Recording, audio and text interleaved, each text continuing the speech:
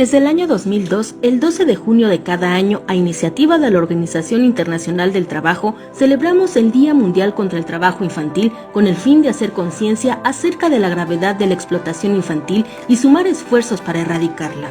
Protejamos a las niñas, niños y adolescentes del trabajo infantil. Defendamos sus derechos, porque ellos no deberían trabajar en otra cosa que no sean sus sueños. Sin embargo, hoy en día, 152 millones de niños en el mundo son objetos de explotación laboral, mientras que en México, según el censo de 2017 del INEGI, de los casi 30 millones de niñas, niños y adolescentes de 5 a 17 años que habitan en el país, trabajan 3.2 millones. 62.7% de hombres y 37.3% mujeres, de los cuales 2.5 millones lo hacen en condiciones de riesgo. ¿Pero acaso no está prohibido en México que las niñas, niños y adolescentes trabajen? Así es, el artículo 123 de nuestra Constitución Política señala que queda prohibida la utilización del trabajo de los menores de 15 años. Los mayores de esta edad y menores de 16 tendrán como jornada máxima la de 6 horas. Hola a todas y todos, bienvenidos y bienvenidas a Revolución Democrática 2.0.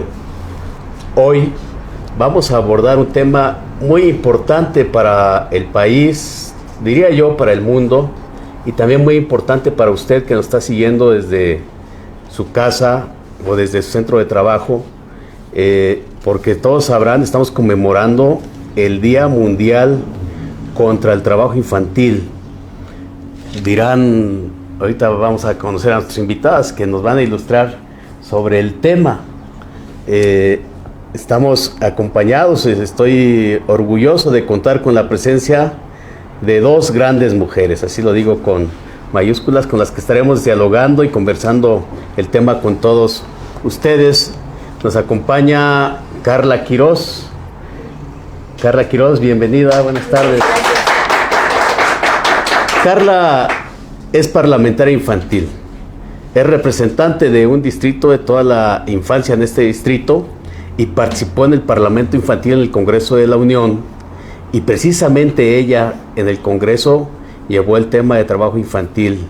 Seguramente tendrá mucho que aportar en esta entrevista, llamémosle así, porque Carla viene a acompañarme a mí para entrevistar a nuestra especialista de lujo, que es la doctora Mónica Falcón. Muchas gracias. La doctora Mónica Falcón. Voy a darle solamente una síntesis de la trayectoria de la doctora. Es doctora en Ciencias Económicas, maestra en Estudios Europeos, ambos de la Universidad de París, licenciada, egresada de la Facultad de Ciencias Políticas y Sociales de la UNAM con mención honorífica. Ha desarrollado trabajos en materia de mercado laboral, colaborado, entre otras instituciones, en la Organización Internacional del Trabajo, la OIT, que es un organismo de la ONU, en organismos también como World Vision. Ha asesorado a diferentes instituciones nacionales como la Secretaría de Trabajo, SAGARPA, la organización Conocer, todo esto en materia de condiciones de trabajo digno. Ha participado en decenas de congresos, seminarios, ha capacitado a funcionarios, trabajadores, empresarios, no solamente en el país, sino a nivel latinoamericano también. Cuenta con diversos trabajos profesionales y académicos en los que aborda temas como el trabajo infantil en la agroindustria de la caña de azúcar, sostenibilidad, todo esto también en Latinoamérica. Como académica ha impartido la cátedra en Francia y México y actualmente en la Universidad Iberoamericana, autora de diversas publicaciones y artículos, y ha participado también en numerosos seminarios y conferencias sobre el tema. No solamente se ha desarrollado en la academia, sino también la doctora Mónica, si me permites que te hable de tú, ha recorrido el terreno. Ella ha hecho investigaciones que conocen especialistas por encargo o porque ella tiene vocación de lo mismo en diferentes estados de la República, como en Veracruz, Chiapas, Chihuahua, Ciudad de México, Nayarit, todo relacionado con el trabajo infantil. Y actualmente también ocupa el cargo de secretaria técnica de la Mesa Social contra la Explotación de Niñas, Niños y Adolescentes, que es especialista en enfrentar, se especializa en enfrentar el trabajo infantil en los sectores productivos desde un enfoque de la cadena de valor. Ya nos platicará Mónica al respecto. Pues bienvenida, Mónica. Oye, muchas gracias. Gracias a ti por invitarnos. Como ven, tenemos dos invitadas de lujo en un tema muy sensible para la sociedad. Demasiado sensible, porque ya nos ilustrarán los números en los siguientes minutos, pero por lo menos en 1 de cada 10 hogares de nuestro país se está presentando el trabajo infantil, y como nos va a exponer nuestra especialista, hay una gama importante del mismo, desde la colaboración doméstica hasta el trabajo o las actividades denigrantes para la infancia, y estaremos aprendiendo de ella la clasificación, en dónde se presentan, en cuáles son los números, las cifras que dan los organismos sociales, que da el gobierno y que dan los organismos internacionales. Pero yo quisiera que comenzáramos preguntándonos o respondiendo una pregunta muy importante. En este momento en el que estamos dialogando, ¿en dónde están los niños trabajando? Los niños, me refiero en la República Mexicana. ¿Están en las minas carboneras de Sabinas, Coahuila? ¿Están en los campos agrícolas de Chiapas, de Oaxaca, de Guerrero, de Sinaloa, de Baja California Norte? ¿Están siendo explotados en el crucero que está aquí enfrente, en la Ciudad de México? ¿En dónde están trabajando los niños? Para que vayamos entrándole, sensibilizándonos, para que veamos lo que tenemos enfrente. Mónica, por favor, ojalá nos puedas ilustrar en eso. Muchísimas gracias. Bueno, antes que nada, pues agradecer este espacio, que además llega muy pertinente. Como bien dices, es un tema sensible, y bueno, pues ante todo también con el buen Rafael, que tú modestamente no dijiste pero por favor compártenos un poco tu trayectoria y la importancia, porque desde su rol como legislador también podemos ver el aporte que tiene con este tema tan importante. Entonces, por favor, Rafa, pues compártenos tantito, porque yo me espanté. Yo dije, aquí nos vamos a llevar la hora de toda mi semblanza, y no se trataba de eso, sino más bien como por qué sí tratar el tema de trabajo infantil, y tu rol es muy importante y me gustaría que lo compartieras, por favor. Gracias, Mónica. No leí toda la trayectoria de Mónica porque eran 6 cuartillas, pero no, buena síntesis. Bueno, yo como legislador abordé los temas de la agenda de niñas, niños y adolescentes, y he tenido el honor de ser conductor, entrevistador en este programa. Soy Rafael Hernández Soriano y habito y vivo en la Ciudad de México. Gracias. Adelante, Mónica. Muy bien, Rafael, muchas gracias. Bueno, después de eso, decía yo que era muy pertinente en estos momentos, no solamente porque conmemoramos el Día Mundial contra una lucha que es un flagelo para nuestra sociedad, no solamente para nuestro país, sino a nivel mundial. Para nosotros hay por lo menos 3.2 millones de niñas, niños y adolescentes que se encuentran trabajando, razones por las cuales nos alienta a tener este tipo de espacios para empezar a continuar preguntándonos, como bien dices, ¿dónde están esos niños? Sí, en efecto, están en esos cruceros, están en ese trabajo urbanizado, están en las peores formas de trabajo infantil y en trabajos muy peligrosos como actividades, como bien señalaste, minería, agricultura. Digo, de entrada, por ejemplo, de lo que se mide, ¿no?, en cuanto a números que tenemos, del trabajo infantil de estos niños que están trabajando, el 30% está, por ejemplo, en el sector agrícola de nuestro país, ¿no? No es una cifra menor, y por lo contrario también las condiciones son altamente peligrosas. Y quizá pues también es muy relevante, y para mí me congratulo mucho que Carla nos esté acompañando, la perspectiva también de los niños. Es muy importante la mirada de cómo se atiende este tema, también tomando en cuenta a los niños, niñas y adolescentes, ¿no? Entonces vamos a entrar en materia. Perfecto, a mí lo que me gustaría saber es por qué es que los niños son explotados de tal manera. ¿En qué situación se encuentran ellos mismos, se encuentran sus familias para que se vean en la necesidad de trabajar? Muy bien. Pues mira, prácticamente hay una serie de mitos, y yo creo que también eso es importante que lo abordemos.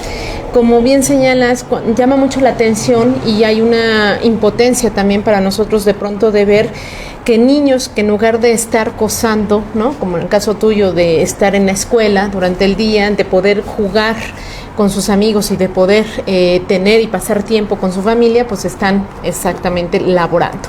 Y ahí hay una serie de cosas que nos pueden explicar. Una parte sí es muy importante, hay un entorno vulnerable que es el tema de la pobreza.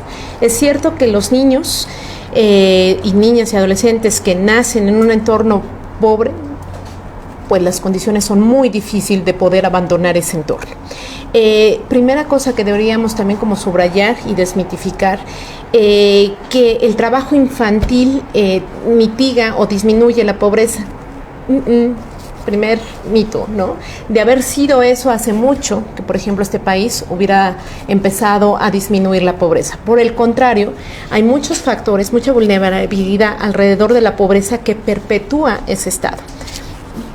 Decíamos, de estos niños, niñas y adolescentes que están trabajando, por ejemplo, en la agricultura, hay alrededor de su porcentaje escolar es el tercer año escolar. Entonces, quiere decir que esos niños apenas, niñas y adolescentes, apenas alcanzaron ese tercer año escolar y no vuelven más a las escuelas.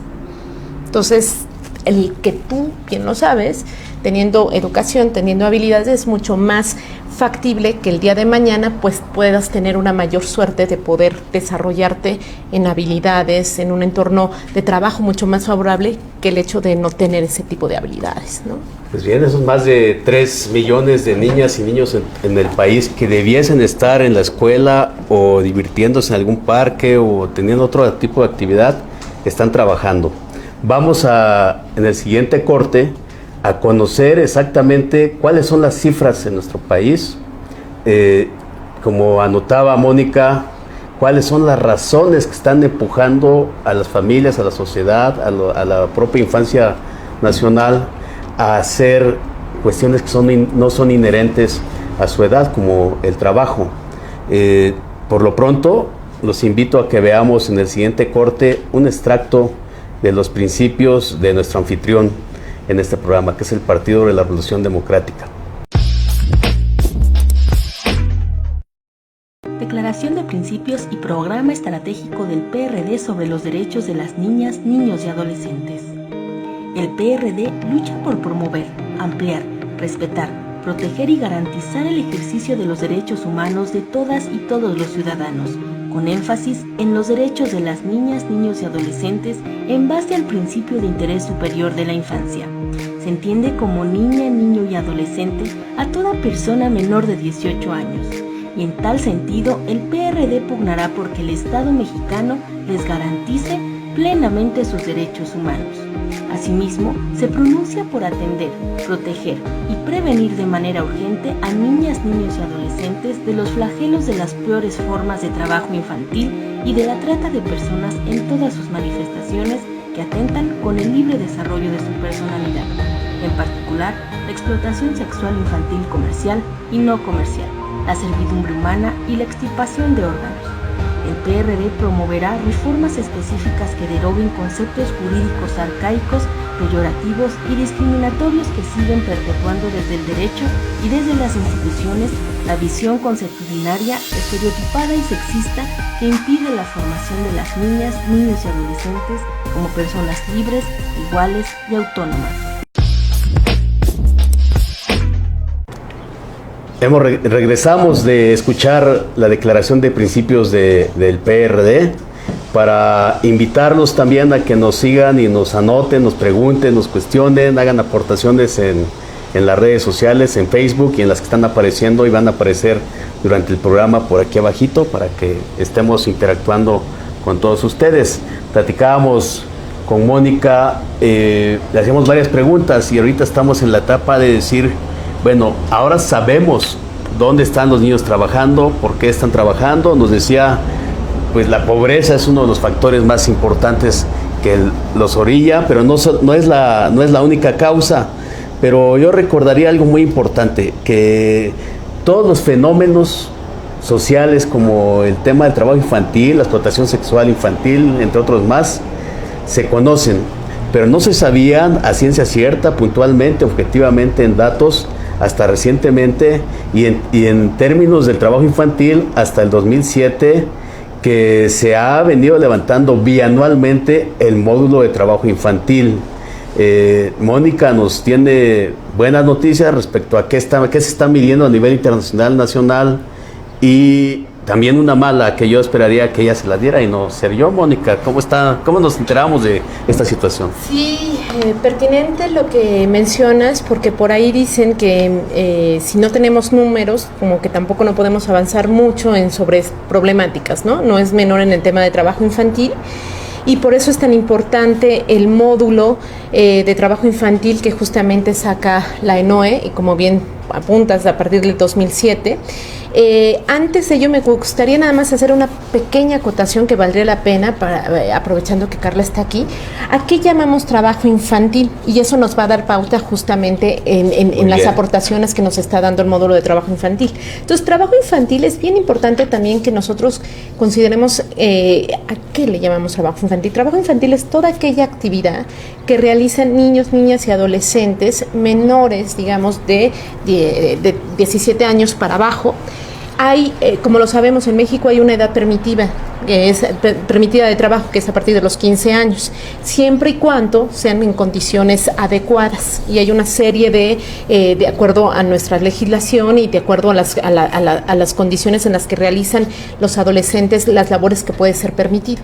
Sin embargo, cuando hablamos de trabajo infantil, estamos hablando de esas condiciones en donde se ven afectadas el desarrollo físico, psicológico y social de los niños, niñas y adolescentes. Y lo subrayo porque es un impacto negativo de manera inmediata, pero también a corto y mediano largo plazo, ¿vale? Entonces, por eso es tan importante subrayar que es una actividad que además puede ser remunerada o no, pero que ante todo atenta a la salud en esta visión mental, física y psicológica y social del niño y del adolescente en general. Por eso también fue tan importante que, si bien en 2007 empezamos a medir con el módulo de trabajo infantil en dónde estaban esos niños, en 2015, por ejemplo, se hizo una precisión muy acotada sobre, digamos, la edad permitida y las peores formas de trabajo infantil o el trabajo infantil peligroso, quiero decir, mejor dicho. Sí. Entonces, eso nos permitió ver justamente trabajo infantil de adolescentes en que se encuentran en trabajos peligrosos y evidentemente los niños que están trabajando de 14 años hacia abajo, ¿no? No es menor porque en la adolescencia, cuando hablamos de trabajo peligroso, estamos hablando de adolescentes básicamente que en particular en materia política, por ejemplo, es un tema un poco descuidado y lo señalaremos un poquito más adelante, pero no es menor porque en la etapa adolescencia sigue el desarrollo de los niños, sigue siendo. De hecho, dicen los científicos que es la segunda ventana de conocimiento más importante que tenemos los seres humanos. Entonces está en pleno desarrollo, y si ese adolescente está realizando labores en condiciones peligrosas, como puede ser desde el uso de plaguicidas o como pueden ser horarios nocturnos, bueno, pues estamos, digamos, imposibilitando de que su desarrollo se vaya a culminar a buen trecho, ¿vale? Entonces, por eso fue tan importante que en 2015 se haya hecho esa precisión. Entonces, en ese sentido, podemos tener una precisión ya como todavía más clara de cuáles son los niños que se encuentran trabajando, digamos, de 14 años hacia abajo y de 14 a 17 y de 15 a 17 años en labores peligrosas. Entonces, decíamos, el módulo de trabajo infantil nos permite avanzar sobre dónde están esos niños, y desde 2007 a la fecha hay una reducción. Eso es importante. Por ejemplo, en 2015 teníamos una tasa del 12% y actualmente es del 11%. O sea, todavía, digamos, con datos del 2007 del módulo de trabajo infantil, de los 29.3 millones de niñas, niños y adolescentes, hay 3.2 millones de niños y niñas que están trabajando. Sí. De esos 3.2 millones de niños, el 7% es el que está trabajando en actividades no permitidas. es decir, en actividades peligrosas y sobre todo de explotación. Ahora, hay que tener cuidado también con nuestro módulo, que es muy bueno, muy pertinente, pero digamos nos da el panorama rosa, porque no nos señala, por ejemplo, las peores formas de trabajo infantil, no la subraya, ni tampoco, por ejemplo, el trabajo urbano, ¿no? Entonces, un buen acercamiento que nos hizo en 2017 también fue acercarnos a las labores domésticas, ¿no? Que eso también es muy importante porque, por ejemplo, nada más para jugar también otra vez con los datos, si bien es cierto que el módulo de trabajo infantil te subraya mucho, sobre todo actividad agrícola, ¿no? También es cierto que subrayando o enfatizando sobre las labores domésticas, podemos, por ejemplo, ahí ver la presencia de niñas y adolescentes que están asumiendo roles tan importantes como es la crianza, ¿no? Y en condiciones pues peligrosas. Y el módulo de trabajo infantil ha ayudado a identificar, a diagnosticar exactamente dónde están y ha ayudado a reducirlo. Por supuesto. Y ahora que no está en el presupuesto enviado por el Ejecutivo, ¿qué va a pasar? Por eso es tan subrayante lo que te mencionaba. Y hay una preocupación, ¿no? Muy, muy importante, porque con con esta política de austeridad y recortes, pues recortaron el presupuesto del módulo de trabajo infantil del INEGI. Y con eso pues se va a perder una gran herramienta como es saber dónde están los niños, en qué sectores y cómo atacarlos, ¿no? ¿Tú te imaginas, Carla, un médico que quiere ver dónde tiene el cáncer el enfermo, pero no tiene ningún aparato para diagnosticarlo, para identificarlo? ¿Cómo lo va a curar? ¿Crees que lo puede hacer? Eso es un ejemplo de lo que sucede a escala en nuestro país, porque muchos niños y niñas están trabajando por las calles, los metros, los mercados, y bueno, pues las autoridades en realidad no están enteradas y cada vez se van haciendo más los casos, y eso es lo que está perjudicando más a nuestro país. Pues sí, niñas, niños, mamás y papás, hay una buena noticia que nos da la doctora, de que de 2007 a la fecha ha reducido, porque se ha identificado dónde está el trabajo infantil y se ha atacado. Nos dirá más adelante cómo efectivamente se ha hecho con más precisión, pero también una mala, de que el actual gobierno federal está recortando presupuesto por todos lados, y particularmente en una parte sensible, porque es el parte del presente de este país, porque son los que van a dirigir este país en el futuro, que es en la infancia. Eso es muy lamentable. Más adelante también veremos qué opina la gente sobre este tema. Por lo pronto los invitamos a que escuchen al doctor Cifuentes en una cápsula de cultura política. Continuamos con este tema del trabajo infantil. Buenas tardes a todos y a todas.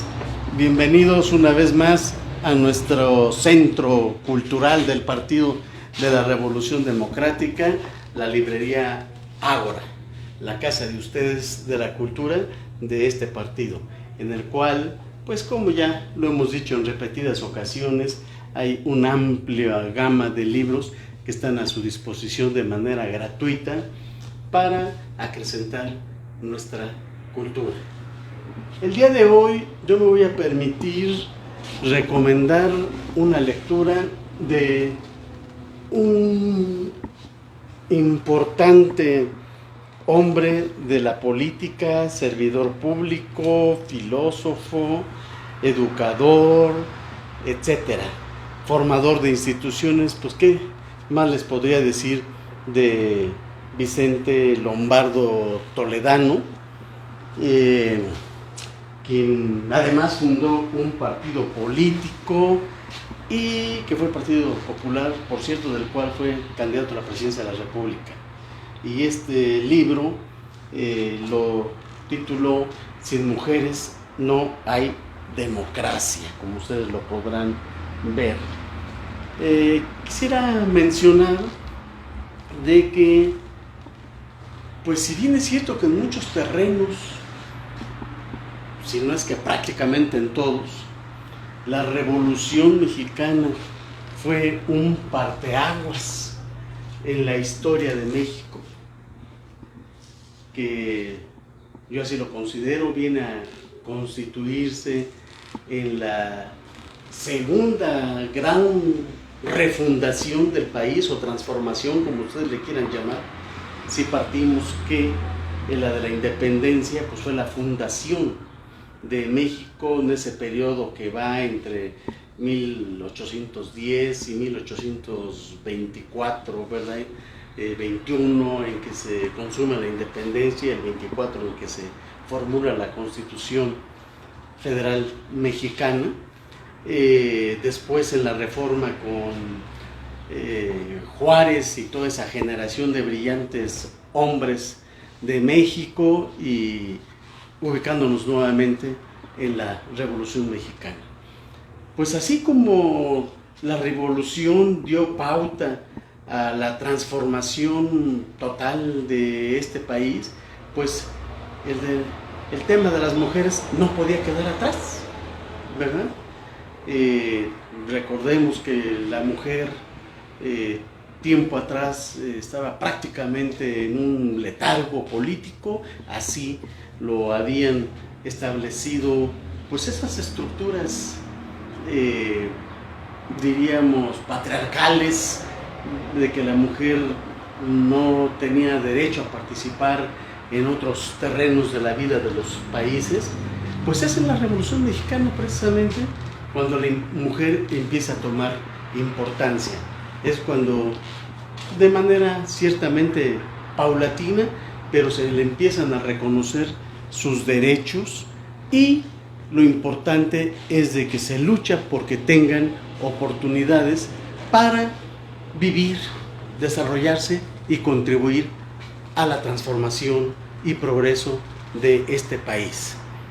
Lombardo Toledano, desde su óptica, como un hombre de izquierda, considera que la mujer debe participar activamente en la vida política, económica de México, porque solo de esa manera se podrá contribuir a que este sector empuje fuertemente hacia la transformación del país, hacia el progreso, hacia una nueva visión de democracia. Por eso el título de Lombardo, de que si no participan las mujeres, pues definitivamente no podremos tener una democracia en este país. Diríamos en una primera etapa cuantitativa, yo diría que hoy sin la participación de las mujeres, pues difícilmente podríamos aspirar a tener una democracia cualitativa, que es en muy buena medida el deseo de todos los países del mundo, no solo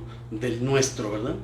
Lombardo considera de que la mujer, teniendo la oportunidad, que además es un derecho, y un derecho ganado a pulso y reconocido entre las declaraciones universales de derechos humanos y en las propias constituciones de los países, desde luego que en la nuestra, tienen ese derecho a la educación, y considera de que este sector es pilar, ¿verdad?, en la formación, sí, de todos los mexicanos, pero también de las mujeres, para que ellas puedan tener la oportunidad de participar en otros sectores de la vida, en la vida económica, en la vida cultural, en la vida educativa, en la vida jurídica, en la vida en el campo, en los centros laborales, etcétera, pero con un pleno reconocimiento a sus derechos, de tal manera que ellos, siendo un factor importante en el desarrollo económico de este país, den todo lo que tienen en sí, ¿verdad?, para que México sea cada vez mejor.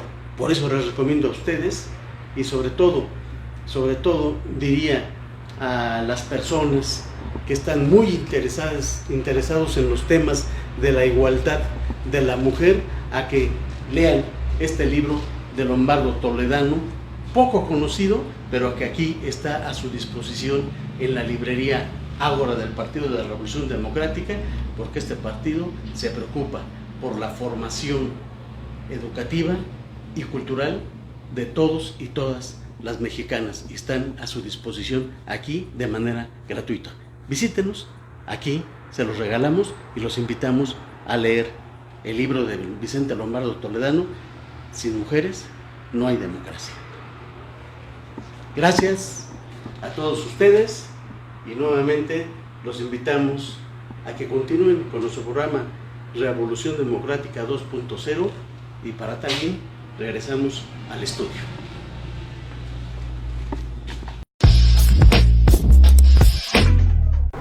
Y regresamos, interesante la propuesta que nos hace el doctor Cifuentes, que se está poniendo muy generoso y nos va a obsequiar un libro de los comentarios más interesantes y completos que envíen por vía Facebook. Carla, que es nuestro jurado, va a escoger el que a ella le guste y le vamos a enviar hasta su casa una colección de libros. No sabemos si usted vive en Baja California, en Yucatán o en Tamaulipas, pero ahí le haremos llegar al mejor seguidor que tengamos, a la mejor opinión, que Carla escoja la colección de libros. Y regresando al tema, comentarles que el programa del Partido de la Revolución Democrática está pensado en el presente y el futuro del país. Decía Churchill que el político piensa en las próximas elecciones y el estadista en las próximas generaciones. ¿Eso qué significa? Que cuando se diseña el plan para un país, se tiene que pensar no solamente en la gente que vota o en la gente que paga impuestos, sino qué país queremos para los próximos 10, 20, 30, 40, 50, 100 años. Y eso es una tarea de estadistas.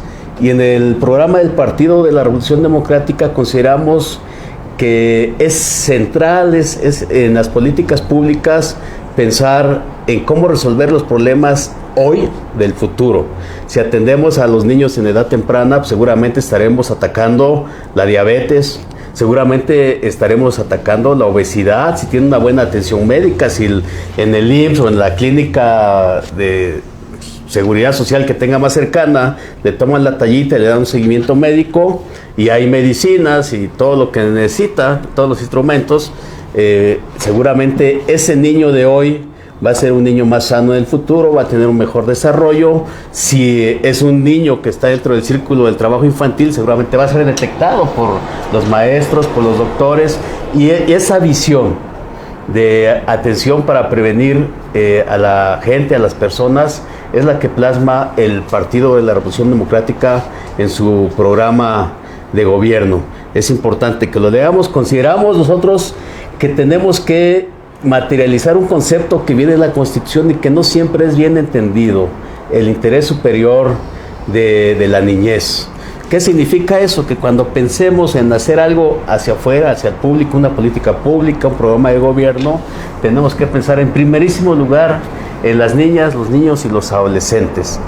Que cuestiones tan pequeñas para muchos pueden significar un cambio de cultura muy importante en este sentido, como el garantizar, decía, la atención de salud de edad temprana, garantizar que las centrales de autobuses tengan sanitarios para los niños, que todo lo que se utiliza en equipamiento urbano atienda también la talla y las necesidades de la infancia, sin considerar la edad que tengan, 1, 2, 3, 4, 5 años. Es decir, que comencemos a tratar a los niños como lo que son personas.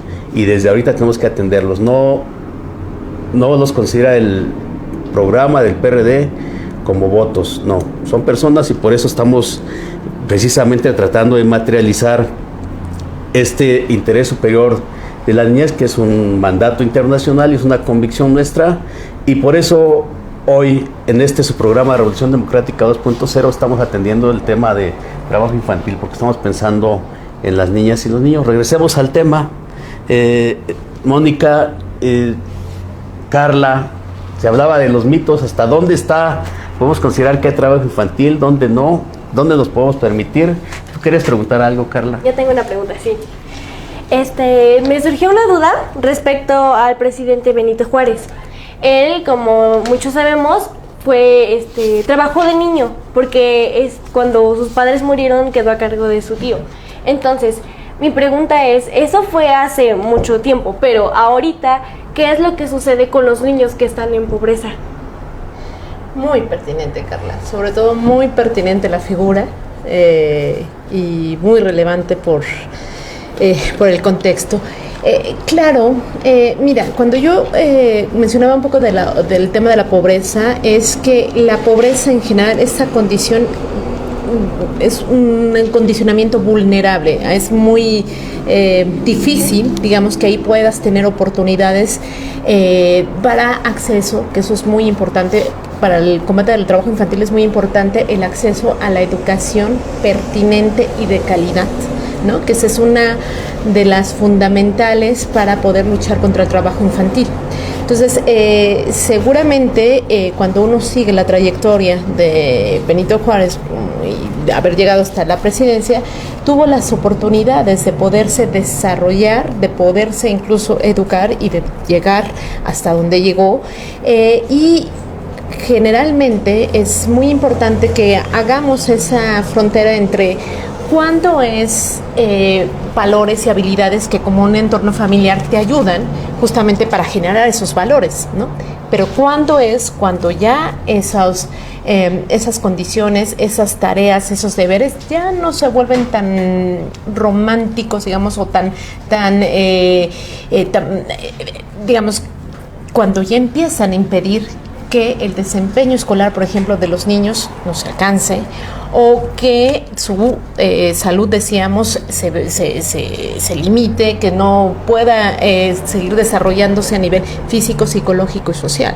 Ahí es cuando ya estamos hablando que las condiciones entonces ya no son tan familiares ni tan románticas, estamos hablando de explotación, ¿no? Ahí es la pequeña diferencia. Y evidentemente hay niños que seguramente, y niñas y adolescentes, que seguramente tendrían alguna oportunidad y tendrán en alguna oportunidad de poder superar esas brechas, pero la gran mayoría, hablamos de este 7% que están en las actividades no permitidas, que están siendo explotados y que difícilmente pueden superar esa línea, ¿no?, de pobreza.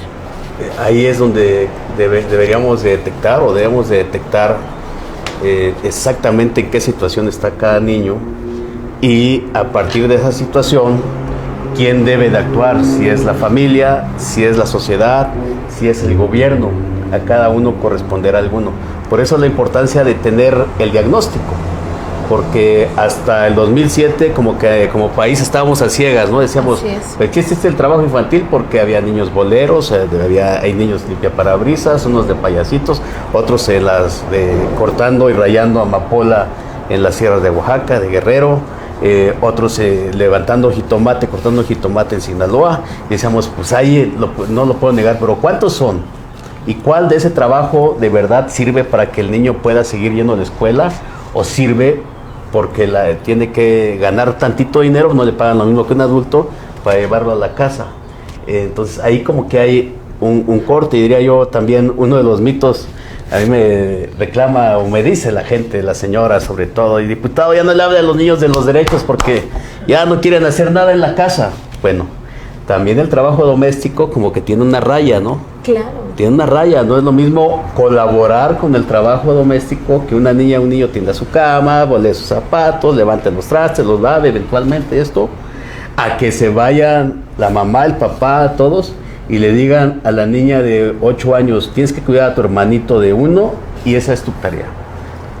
Es muy diferente. Entonces hay una línea muy delgada que a veces la gente dice, pues es una necesidad de las familias, pero que representan que por atender una necesidad, entre comillas, le están cortando un desarrollo pleno a una persona, que es una niña, un niño, ¿no, doctora? Absolutamente, le diste en la clave, Rafa, ¿no? Como ejemplos, eso es lo que deberíamos estarnos preguntando, y deberíamos también de estarnos cuestionando como sociedad, como padres, como madres, como consumidores, también eso es muy importante, ¿no? Es muy relevante el papel que juega, decíamos, el Estado, sobre todo, por ejemplo, en esto de dar educación de calidad y de pertinencia, el acceso, que no haya un límite.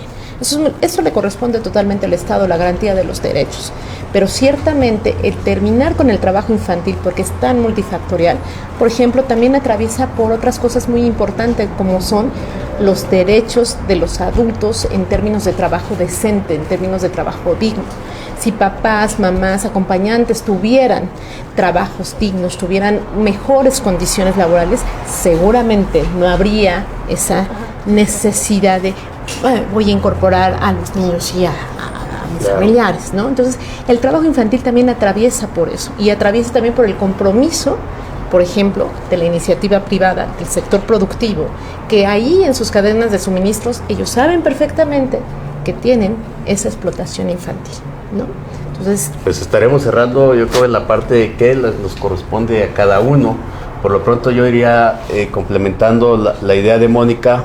Hace falta también un coco wash de los políticos, de los que están en el gobierno también, porque vemos noticias recientemente, 1, 2, 3 años atrás, y otras que surgen en las que algún subsecretario de Estado estaba celebrando que su mejor amigo, que era un niño de menos de 10 años, se dedica a la boleada, otro candidato por allá regalando cajones de bolero a los niños, cuando lo que están haciendo es cortarle la esperanza de un mejor desarrollo. Entonces, sí es en algunas partes atendible y hasta se puede festejar que personajes históricos hayan surgido con unas desavenencias económicas muy fuertes y que hayan llegado a tener responsabilidades importantes, pero también es necesario que cambiemos la cultura todos, comenzando con los que toman las decisiones en este país, y a nosotros nos interesa que ese cambio de cultura comience con escucharlos. Por eso en Revolución Democrática 2.0 vamos a escuchar en la siguiente cápsula qué es lo que opina la ciudadanía, qué es lo que opina la gente allá en la calle sobre el tema que estamos tratando hoy, el trabajo infantil.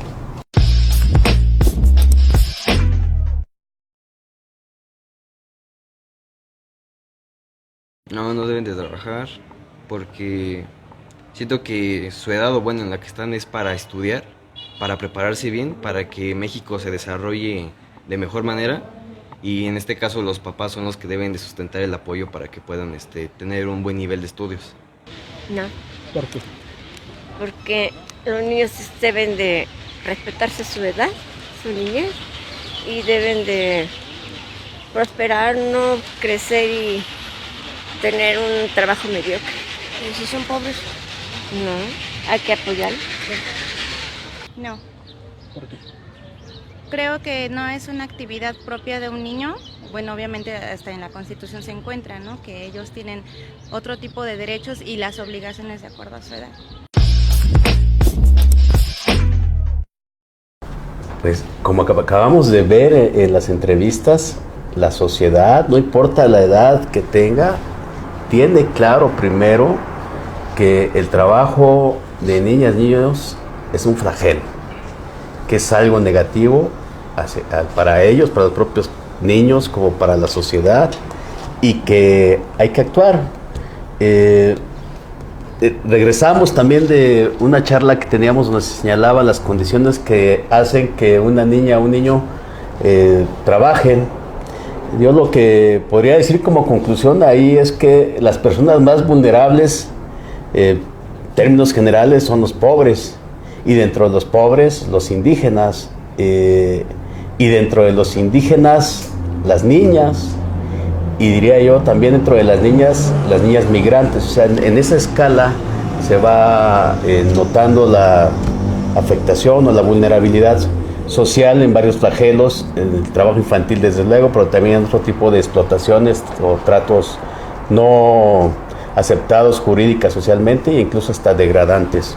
Eso nos demuestran también las cifras, doctora. Yo revisé, por ejemplo, que efectivamente hay una disminución en términos generales de la población infantil que está empleada en algún trabajo, dependiendo si es permitido o no permitido, etcétera, pero que si hay un incremento porcentual en las actividades de la industria manufacturera y extractiva.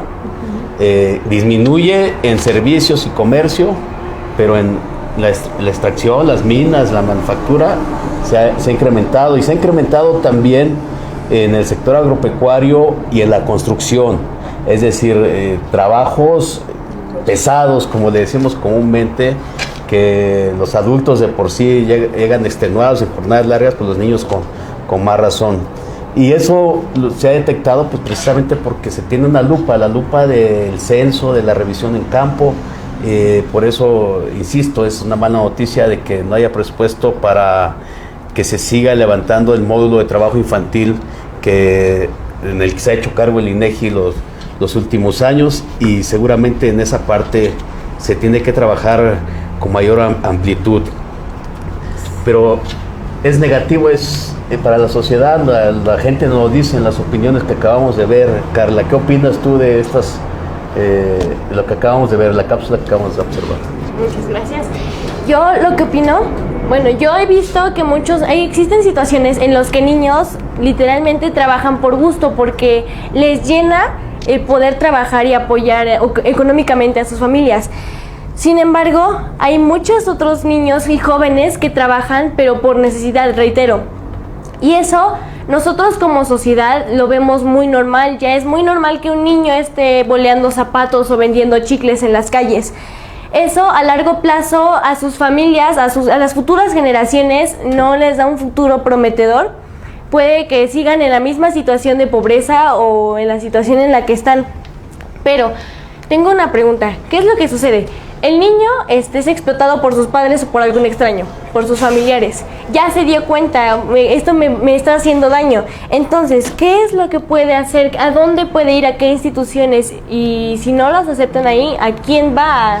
¿A qué personas o a qué autoridades acude un niño que está siendo explotado, un niño pequeño? Claro, muy pertinente. Y me alegra que hayas tocado ese tema, porque evidentemente ahí nos confrontamos a la capacidad del Estado de poder atender a estos niños. Y es muy importante porque si bien tenemos un sistema de protección de niñas, niños y adolescentes llamado ahora CIPINA, y que protege sobre todo el tema de derechos de la infancia, que por cierto, falta de recursos, también sí. Eso habría que apuntar ahí. En el caso cuando tratamos el tema de trabajo infantil, se requiere de una protección especial. O sea, no pasa solamente por el tema de derechos, de la restitución de derechos, sino también pasa por un tratamiento, en efecto, muy particular por la situación que está alrededor del niño, niña o adolescente que está trabajando. Si fuera el caso de ellos mismos, que por alguna razón, suerte, generalmente cuando los niños están en explotación son los menos, ellos generalmente son los menos que dicen que están en explotación, ¿no? Más bien sucede alrededor. Pero si llegara a pasar esto, en la gran mayoría no ocurre, pero si llegara a pasar esto, que hay niños que pudieran levantar la voz y decir, oye, ya no me parece la situación en la que estoy trabajando o ayuda, si no tiene un círculo cercano familiar, tendría que recurrir precisamente, digamos, a autoridades locales o municipales que están alrededor. Y el DIF también, por ejemplo, podría funcionar como una alternativa para ellos en buscar algunos apoyos, digamos, institucionales, ¿no? Eso en la suerte que tuviéramos, evidentemente, una atención, digamos, institucional y funcional, ¿no? Que ahí también el desafío, ¿no? El desafío de nuestro país, el de atender de una manera particular el tema de trabajo infantil. Yo quisiera, doctora, señalarle y sobre todo informarle a quien nos está siguiendo, si no estuviera enterado, que el sistema nacional de protección de derechos de niñas, niños y adolescentes, el CIPINA, así se abrevia, es algo muy lógico, hasta diríamos que era natural, porque ese sistema lo que hace es decir, tenemos estos problemas en la niñez, en la infancia, problemas de salud, problemas de violencia, problemas de deserción escolar, etcétera, pero no tenemos una instancia que los detecte y sobre todo detectados que se haga cargo de coordinar a todas las instituciones municipales, estatales, federales y dentro del municipio y dentro del estado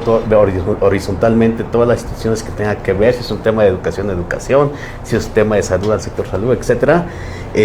Pues lo que parecía lógico no existía y fue gracias al esfuerzo de las organizaciones sociales que participaron, como la Mesa Social y entre otras más, a elaborar, a diseñar este Sistema Nacional de Protección, que se fructificó con la publicación de la Ley General de de Protección de Derechos de Niñas, Niños y Adolescentes en diciembre del 2014, si no me falla la memoria, pero y yo diría un reconocimiento a las organizaciones de la sociedad civil que contribuyeron a ello y que obligaron al gobierno a que también aceptara la necesidad de estas leyes para atender estos flagelos. Ya mencionamos algunos. Sin embargo, hay una deuda, tanto del sexenio anterior de Enrique Peña Nieto como el actual, que es los desafortunados recortes presupuestales y la ausencia de presupuesto para que este sistema funcione bien y se coordine. Y en lugar de encender el foco y ponerle alguna atención o la atención debida al tema, el actual gobierno sacó las tijeras y comenzó a recortar estancias infantiles y comienzan a recortarle los apoyos a las organizaciones que están dando la atención, generando políticas públicas, es decir, haciendo el trabajo que debe hacer el gobierno y también dando soluciones con toda la expertise, el conocimiento que tienen de décadas. También le recortaron el presupuesto. Dicen que algunas son corruptas, seguramente, y seguramente también en el actual gobierno hay corruptos allá adentro y van a ir saliendo porque es otro flagelo. Pero en el tema de la infancia ha habido un trato, me parece, equivocado en el manejo de la política pública y una ausencia muy señalada de presupuesto, del anterior y ya del actual. Lo señalamos porque nunca es tarde para retomar el camino de la atención a la infancia y es muy importante que se prevea el presupuesto para que funcione este sistema, porque en la ley se ve muy bonito, claro, pero si no tiene presupuesto, pues es poesía, ¿no? Es poesía legislativa y no se aplica. Y si me permites, Rafa, adelante. Voy a hacer unas cosas como muy puntuales, porque no solamente es, digamos, el tema del CIPINA y la parte de recursos, que es muy importante, decíamos, por la defensa de los derechos de las niñas, niños y adolescentes, el interés supremo, ¿no? Pero en el caso del trabajo infantil particularmente, incluso se tenía un organismo intersecretarial que antecedente al CIPINA, que se llama la Comisión Intersecretarial, en donde justamente se ponía no solamente el trabajo, la coordinación intersecretarial, ¿no?, de las distintas dependencias gubernamentales, sino también a la iniciativa privada. Y es importante subrayar esto porque el tema del trabajo infantil tiene un tratamiento distinto. O sea, insisto, no pasa solamente por el tema de derechos de la infancia, atraviesa por otro tipo de derechos y otro tipo de instituciones y otro tipo de servicios que se tienen que colocar. No puedes tú quitar, por ejemplo, lo puedes hacer, pero es peligroso y es contraproducente decir, bueno, adolescentes no pueden estar en el campo trabajando porque no está permitido. ¿Cuáles son las alternativas? ¿Dónde están las alternativas? Entonces, en el fondo es eso lo que están cortando y sí llama mucho la atención la ausencia en este nuevo gobierno. Ya de por sí el sexenio anterior iniciamos, digamos, un poco, y hasta los que estábamos en estos temas estamos un poco extasiados, si tú quieres, porque se subrayaba en el Plan Nacional de Desarrollo del anterior gobierno al trabajo infantil. O sea, se subrayaba como una prioridad, ¿no? Sí. Por lo menos. Y de ahí que por eso, y eso a raíz de compromisos internacionales que también lo debemos de subrayar. Esto también es por compromisos internacionales. La ratificación del convenio 182 en 2000 y el 138 en 2015. Esos dos convenios que nos hablan tanto de peores formas de trabajo infantil y labores peligrosas, como el 138 de la edad mínima. Por eso es que se ratificaron y por eso son compromisos. ¿Me explico? Entonces, el hecho de que ahora haya una ausencia de compromiso, ni siquiera en el Plan Nacional de Desarrollo se menciona nada. En algún momento en su plataforma, cuando fue candidato electoral, pues el actual presidente Andrés Manuel López Obrador mencionó trabajo infantil agrícola, pero lo mencionó ahí como una ligereza en una plataforma. Hoy día hay una ausencia enorme y por el contrario, pues hay todas estas respuestas de recortes a las pocas instituciones, ¿no?, o pocos servicios que ayudaban, instituciones para el cuidado de niños, por ejemplo, ¿no? Entonces, sí hay que subrayar que es muy importante que regresemos a la mesa y que desde este apoyo parlamentario, por eso aplaudimos mucho este espacio, de que se visibilice, de que hay una ausencia de política pública, de recursos y que tenemos compromisos también. Desde luego, doctora, para quien nos escucha, lo que yo quisiera remarcar en lo que señala Mónica es que México ocupa primeros lugares vergonzosos a nivel internacional, como la trata con fines sexuales de infantes, el turismo sexual infantil. También encabeza las cifras de la OCDE en materia de matrimonio infantil, aunque está prohibido ya, afortunadamente, se propuso por varios años en el legislativo, aún seguimos ocupando esos penosos primeros lugares. Y luego a veces el presidente Trump manda un tuit y va corriendo medio gabinete a ver por qué se enojó.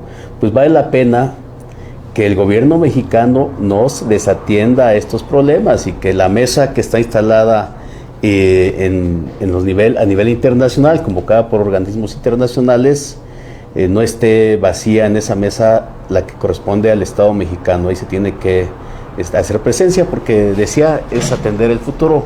Vamos a ver qué opina la ciudadanía al respecto, qué sigue opinando. En la siguiente cápsula estaremos escuchando su opinión también para buscar alternativas. Adelante.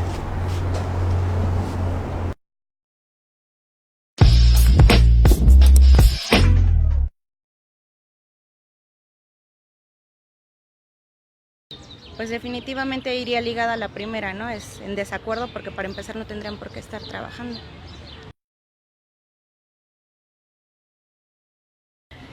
Apoyar a los papás, que los papás se hagan responsables de los hijos.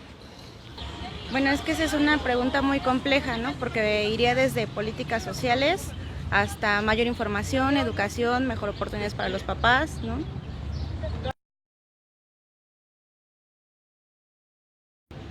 Creo que es difícil o complicado que una sola persona pueda defenderlos como tal.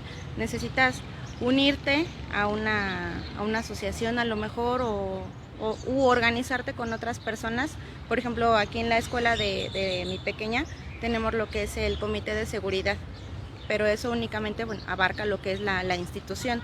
Entonces me ocupo con otras personas en ese comité de la seguridad, incluso ante un sismo, un incendio, ese tipo de cosas, pero no está tampoco muy bien definido. También habría que presionar a las escuelas, porque en la escuela no nos toman muy en serio, ¿no? Queremos llevar a lo mejor una plática, queremos hacer un simulacro como tal, porque lo hacen por cubrir el mero requisito que les pide la SEP, ¿no? Y nada más es como que posen para la foto, pero no les indican a los niños en realidad qué tienen que hacer, no se cronometra como debería, y desde ahí empezamos mal, exigirle más a las instituciones, tanto públicas como de gobierno. Son diversas las propuestas de cómo atender y erradicar el trabajo infantil, como lo hemos escuchado. Ahora toca el turno de mis dos excelentes invitadas para que ellos, ustedes a manera de conclusión, pudieran darnos su opinión respecto a cómo erradicar el trabajo infantil o cómo atenderlo. ¿Qué podemos concluir de este programa, Carla? Yo lo que he entendido, lo que he percibido es que este ya es un problema mundial, un problema bastante relevante. ¿Por qué? Porque los niños, niñas y adolescentes de todo el mundo son las próximas generaciones los que van a llevar a cabo todo nuestro futuro. Entonces, lo que nosotros tenemos que hacer empieza desde nosotros como individuos. Tenemos que aprender tenemos que concientizarnos sobre lo que está a nuestro alrededor, concientizarnos como sociedad sobre los problemas que hay en las calles. Nosotros como niños, niñas y adolescentes tenemos que aprender a darnos cuenta lo que nos está haciendo daño, lo que está violentando nuestros derechos. Hay que aprender a diferenciar lo que son deberes y lo que nos está haciendo daño, lo que de verdad nos está violentando nuestros derechos. Yo les invito, niños, niñas y adolescentes, a que alcen la voz. Si ustedes están sintiendo que alguno de sus derechos está siendo violentado, no se está cumpliendo, les invito a que alcen la voz, que vayan y denuncien o hablen con sus maestros, sus papás, porque esto ya es un problema bastante grave. Gracias. Y hay que participar todos. Sí, exacto. Comenzando con los que están afectados, ¿verdad? Muy bien, doctora Mónica, pues sé que es un tema que no se puede concluir. Yo le pondría una pregunta que quién sabe hasta dónde podamos responder. Si no la atendemos ya, como sociedad, como país, ¿a qué le estamos apostando? ¿Qué riesgos tenemos? Si ya que se quitó el presupuesto del módulo de información del trabajo infantil, si el gobierno se deshace de la responsabilidad y dice, los papás, ¿para qué tienen hijos? ¿A qué le estamos apostando? ¿Qué consecuencias pudiera tener esto? Pues mira, Rafa, sencillamente a que no tengamos una transformación ni sostenible, ni real, ni justa. A eso es a lo que le estamos apostando, ¿no? A olvidarnos de que para que los derechos de niñas, niños y adolescentes sean una realidad y sea una garantía, pues requerimos de un gobierno honesto, sí, transparente, sí, pero justo, por supuesto, y sobre todo activo en estos temas, ¿no? Y como sociedad, pues tenemos también mucho que hacer. Me encanta, Carla, con la sensibilidad que ya tiene con esta pequeña charla, pues de darse cuenta de cuánto estamos hablando o no estamos hablando de explotación. Y de eso se trata, de que como sociedad, desde nuestra trinchera, desde nuestro rol como parlamentarios, tienen mucho que hacer para poder empezar a ver pues, que hay presupuestos que necesitamos. Como consumidores, preguntarnos qué estamos consumiendo, de dónde viene esto, como ciudadanos de a pie, ¿no? Por dónde estamos transitando, preguntándonos si vemos a ese niño con la mismo paquetito de dulces todos los días y al otro, eso es trata laboral, no es que la tía les esté ayudando, eso es trata laboral. Entonces, ¿hasta dónde vamos a seguir siendo tolerantes? Y sobre todo también invitaría muchísimo a la iniciativa privada, a los sectores productivos, a que se sumen a realmente hacer de sus cadenas de suministro cadenas de valor, en donde no haya la explotación infantil. Y hay que darles incentivos a los que la hagan y a los que no hay que señalarlos, y como se ha hecho en otras ocasiones, también denunciarlos y que paguen lo que realicen. Yo diría que el trabajo infantil está enmarcado en varios compromisos que tiene el Estado mexicano y que hasta este momento, en los meses que lleva el actual gobierno federal, no ha dado luz. Está, por ejemplo, la Alianza Global para erradicar todo tipo de violencia contra niños y adolescentes, en donde se inscriben varios temas, dentro de esos el trabajo infantil, desde luego el trabajo forzado, el que no es legal, el trabajo que tiene condiciones pues que afectan el libre desarrollo de la infancia. Se encuentra también el turismo sexual infantil, la trata, el matrimonio infantil, cualquier tipo de trato degradante contra la población, la atención a niñas, niños migrantes acompañados o no, que por cierto es un tema grande. Los migrantes que están entrando en el país de Centroamérica vienen acompañados de sus hijos, y también vienen niñas, niños menores de edad, de 18 años, pero niñas, niños y adolescentes no acompañados, que se exponen a todo tipo de situación que pueda haber en nuestro país que conocemos. Pues todo eso se engloba en este compromiso de la Alianza Global para erradicar todo tipo de violencia contra niñas, niños y adolescentes, que ha firmado el Estado mexicano, y que no debiera solamente esperar a que lo llamen, sino ser promotor de ello. Hace falta, yo aquí tomaba nota de las intervenciones, desde luego revisar el presupuesto. Un joven lo decía en una de las entrevistas, bueno, pues que nos den más presupuesto, pero también las instituciones requieren prevenir. La prevención es lo más importante en cualquier enfermedad. En este caso hay que prevenir antes de tener la enfermedad encima. Ajá. A grandes rasgos, yo lo que propondría es que las empresas, las pequeñas, las pequeñas y medianas empresas. Las pequeñas y medianas empresas se dieran cuenta de quiénes estaban trabajando para ellos, porque esto es ilegal. Esto está atentando contra la integridad, el desarrollo de muchos niños, niñas y adolescentes.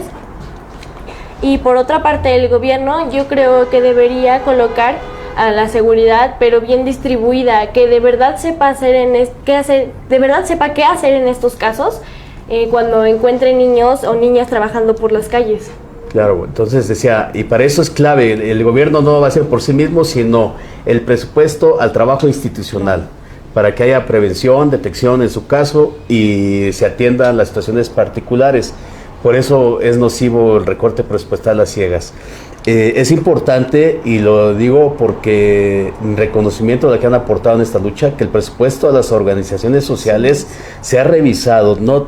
Sus proyectos en algunos casos son los únicos que hay. ¿Cómo nos hemos enterado quienes atendemos estos temas que hay niños jornaleros en Sinaloa por las organizaciones? Migrantes. Que están migrantes en los campos cafetaleros en Chiapas, en el Soconusco, pues por las organizaciones, porque el gobierno no reporta que los niños están rayando la amapola en la Mixteca y en las sierras de Guerrero por las organizaciones que lo están haciendo. Entonces sí es necesario que el presupuesto no se recorte, que haya una atención, decía, institucional para atender este flagelo que es el trabajo infantil y el trabajo infantil con vías de explotación también. Yo agradezco mucho a mis dos excelentes invitadas. A Mónica, doctora, muchas gracias por atender este llamado.